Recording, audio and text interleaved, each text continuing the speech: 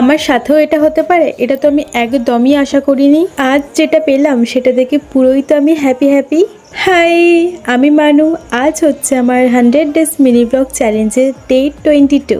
আজ মিনি ব্লগটা শুরু করছি একেবারে স্নান টান সেরে। এখন তো প্রায় দুপুর, আর আমি শ্যাম্পু করব আর আমার লেট হবে না, এটা তো হতেই পারে না।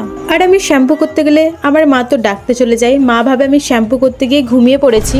যাই হোক, তো এসেই আমি স্কিন কেয়ার করতে বসে গেছি। ফার্স্টেই ফেস ওয়াশ করে নিচ্ছি এখানে। আর এখানে ফেস ওয়াশটা 500 কোটি বছর ধরে মুখে ঘষে নিতে হবে। 2000 years later. চলে এসেছি। দেন ধুয়ে নিই, তারপরেই ময়শ্চারাইজার অ্যাপ্লাই করতে হবে। আর সব থেকে ইম্পর্টেন্ট কথা হচ্ছে, তোমরা খেতে ঘুমাতে স্নান করতে ভুলে গেলেও সানস্ক্রিন মাখার কথা ভুলে গেলে চলবে না। তারপরেই ব্যাস লিপ বাম অ্যাপ্লাই করে নিলেই তোমাদের আর আমার স্কিন কেয়ার করার ডান। দেন দেখি পুটুসোনা এখানে খাচ্ছে না মাখছে সেটা দেখে বোঝা যাচ্ছে না।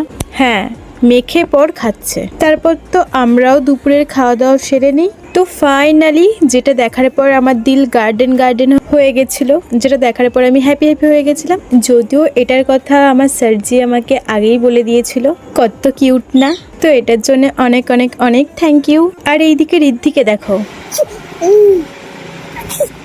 কাউকে দেখাতে নেই, ভিডিও চলছে। দেখি না ঢুকতে দেবো।